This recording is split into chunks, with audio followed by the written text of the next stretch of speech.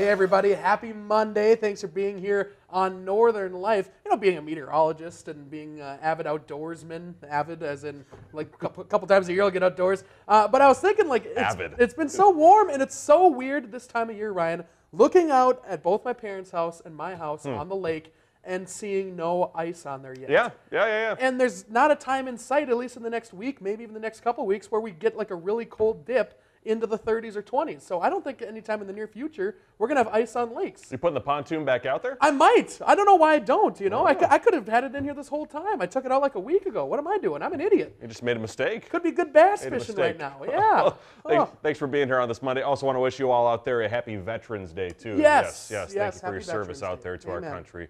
And Hunter, our viewer Mary, sent us more adventurous photos of her 91-year-old mother after we saw her vote the other day. She sent us these saying, "Hi, Ryan. Mary here again. Mom and I dressed in orange this afternoon to go for a ride to check out the trails. Wanted to get that ride in for the deer hunting opener. At 91, Mom has never been a fan of venison, but has seen her share of big bucks." Oh my gosh, boy, she's had a huge week. Get after it there. She's after it, yeah. I'd love to see it. Cool.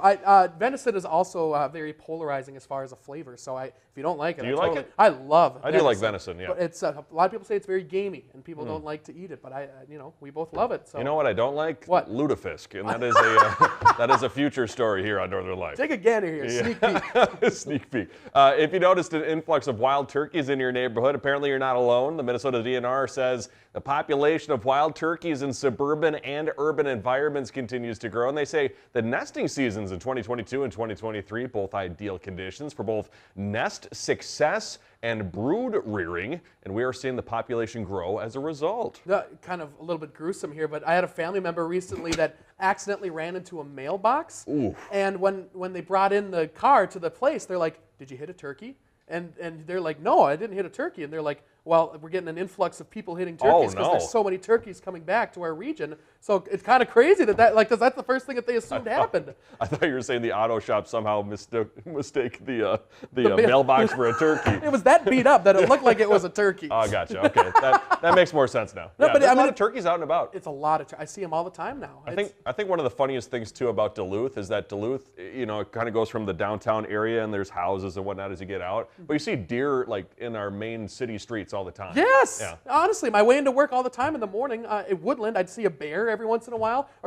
I've always joked that Duluth is like the only city that you can hit a deer within the city limits. Like, there's so many deer that are just walking around and don't care at all about vehicles. No. It's pretty wild. It is wild. But literally, quite literally wild.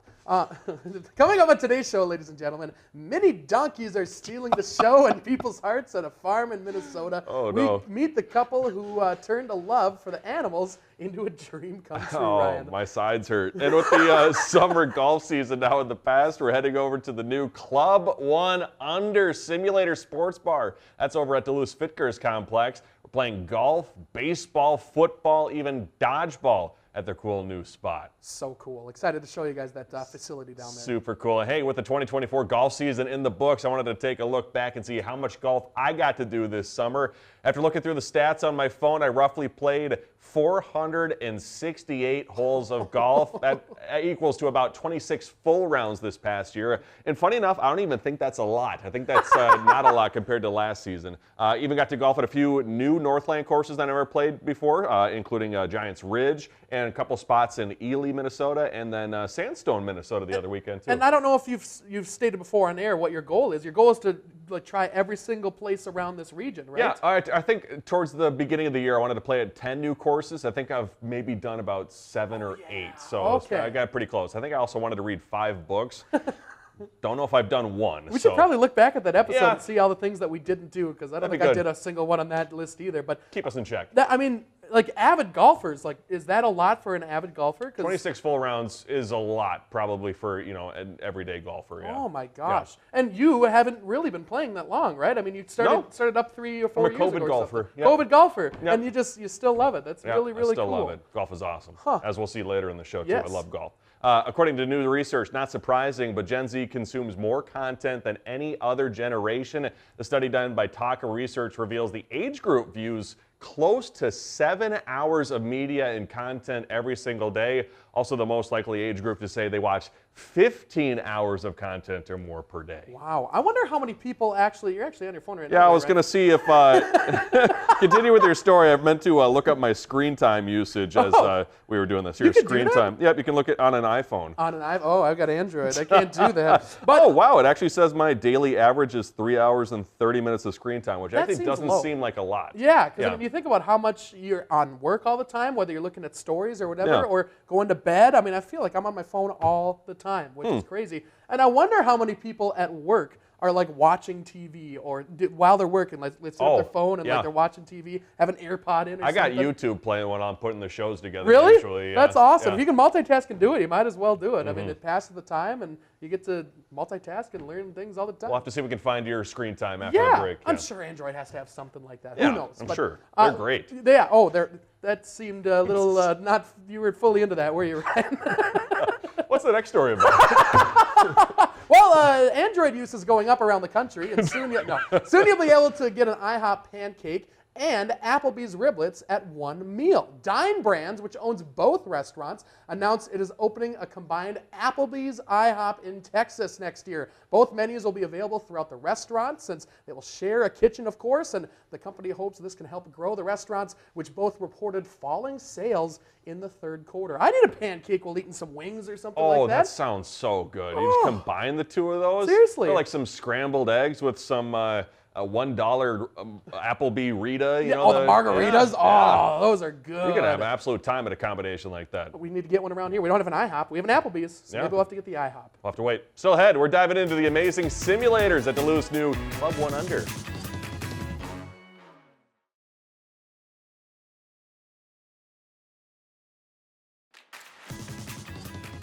Well, thankfully, my fellow Androidite Ben was in studio, and he looked it up how to find out how much screen time I've been using. What was yours again? Mine was like 3.5 hours. 3.5. Okay, I'm at 2.5, 225, which is I thought would be way more. Doing better than me. I think they're lying to us just to make us feel better about ourselves. It's got to be You need to bump those numbers up. Seriously. But we were talking too about how it's not taking into account my laptop usage here at work, which is high. Quite a bit. And that's all we do is we're on computers all day long. Yeah. So definitely working. Yeah, always working at work. That's always what's going on here. But listen, switching gears here, more work for us. We all know how many amazing shops there are at Duluth's historic Fitger's complex, and now one new business has revitalized the building's enormous lower level. It certainly has. Our team stopped by for some fun at Club 1 Under, a fresh take on the classic neighborhood sports bar fused with an exhilarating golf simulator experience. This is a great project for us just because it's a great passion of ours, playing golf and stuff, and love to see the entertainment side of things. It's not just golf, it's golf focused. So you can kick field goals, you can play soccer, you can play hockey, lacrosse to zombie dodgeball, baseball, all these different games. So nobody has to be a golfer. You can come down and just have a lot of fun. So we felt it was important to have a putting green and work on the short game. There's no charge to be on here. You can come in and just practice putting and stuff like that. Oh, there we go. One and done. It's okay. I'll take another. We got halfway. Oh, mulligan. There you go. There it is. I made it in. Should I give it a shot? Yeah, give it a whirl. Pebble Beach 18 right here. All the layouts of all the courses and the holes are identical to today. All right. Is that about where I should put it? These are good clubs, Hunter, so you have no excuse in case. Right, exactly. Hunter, wow! Oh yeah. Let's go. That was the best swing I've ever seen. Thank you. Good shot. Thank you very much. They just call me Tiger. All this data, right? So if you're a golf pro, we have 3 working here that will be able to take that data and help you improve your game. Oh, I topped it. No. Sit. No. I just want to get one in the air. Better. Still in the water. In the water 3 times in a row. I need breaks. A lot of our focus that we want to do is on women golfers. So it's the fastest growing segment. Where am I trying to go? I see. So over there is the hole. One Wednesday, at least a month, we're going to try like a wine and 9. There you go.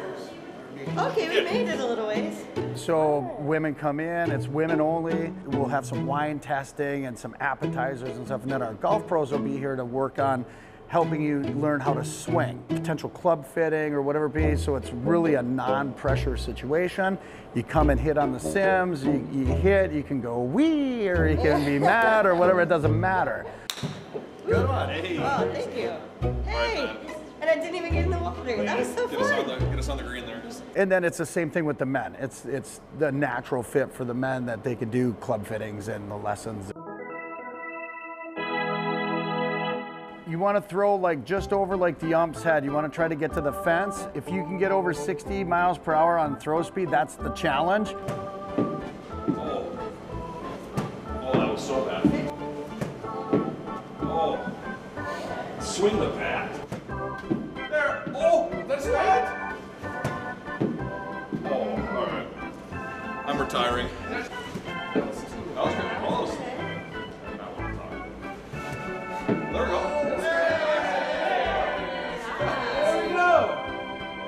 I'll take that. Good job. I'll take that. So the longest field goal kick so far is 45 yards. That's been in here. Yeah, that's long. Did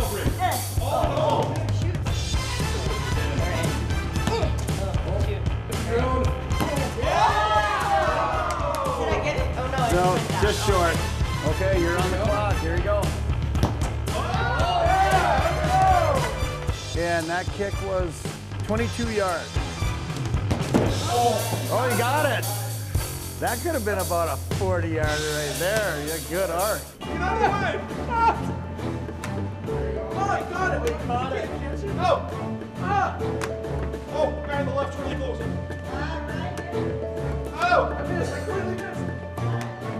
No, the fence. Look at the fence. Not the fence. No.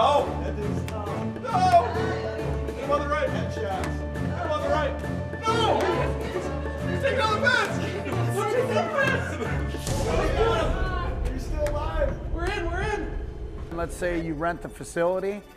We can set up games. We can have our golf pros on site too, which can be part of that event to help and keep things moving along, keep it fun, and contests and different things like that too. So it's not just like you're gonna go to a restaurant or just to a bar, you know, or anything like that. So it can make it a lot of fun. What a cool spot, man. And that we didn't even scratch the surface on the amount of games you could play on the simulators. I mean, it was so cool. And that's not all there is in there, as you can see. A billion different things you can do. They did a lot of amazing work too to renovate that from it used to be the Rex, which Yes. was a fun spot. And now Club 1 Under hanging out the bottom of Fitger's. Hey, we're going to talk about more about our time at Club 1 Under when we see you after the break.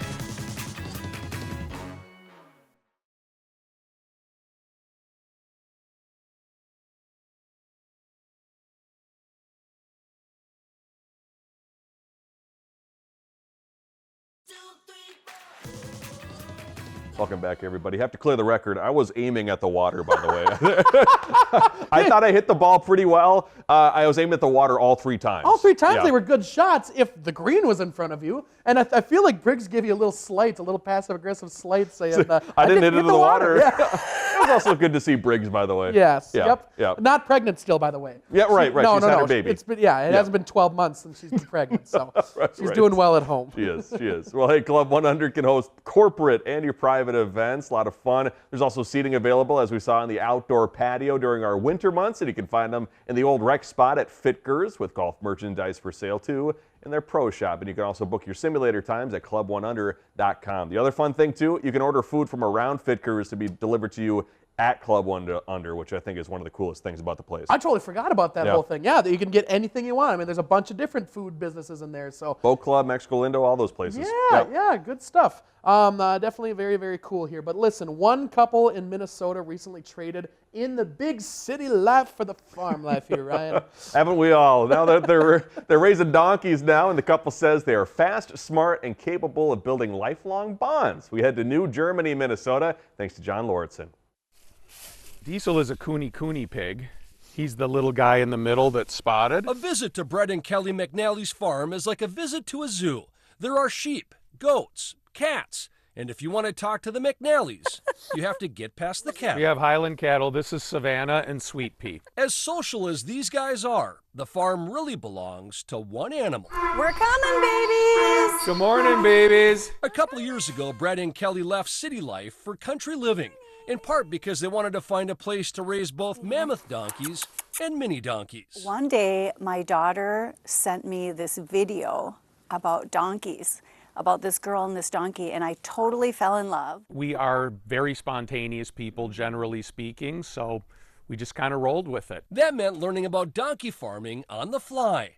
They quickly found out the animals build close bonds with people. Look at that. Veterinarians even say they become depressed when they're by themselves.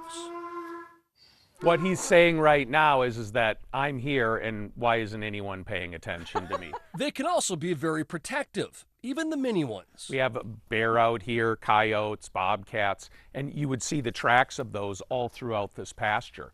Once we got the donkeys, you won't see another track from a predator. It's believed that donkeys are smarter than most dogs. They've been known to open up doors on their own and let themselves out of the barn. The reason we got into the mammoth donkeys is there's very few people breeding them in the U.S., and we want to help support that breed as well. The McNallys also want to help increase the number of miniature donkeys, those that are 36 inches tall or shorter.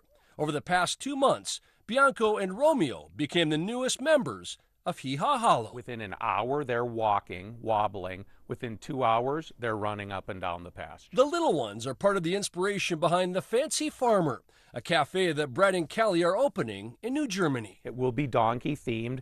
We will have a small little fenced in area where we will bring the donkeys up so that people can come see a donkey. The couple hopes their customers get a kick out of their donkeys as much as they do. An animal that comes in all shapes and sizes with a people-pleasing personality. Good boy. They're so loving, so compassionate. I feel like they are really in tune with people. It's the love. I mean, to come down and get a hug from an animal, have them put their head on your shoulder and just be happy to just stand there and just have you hug them as long as you want to hug them.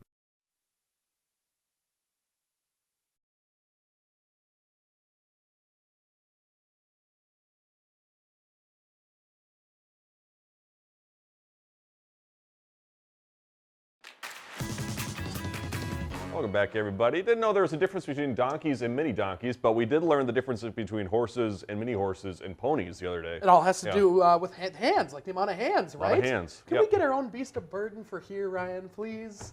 Beast of burden? We could make this into a stable. We got big enough space. We could get a donkey. Ben said no. Oh, Ben said no. But I will say that the McNallys say a belief by many that donkeys are stubborn, apparently incorrect. How did that start? Is it just the way they look, that they kind of look I like don't know, but stubborn? McNallys say they are cautious rather than stubborn. So, Okay. good to know.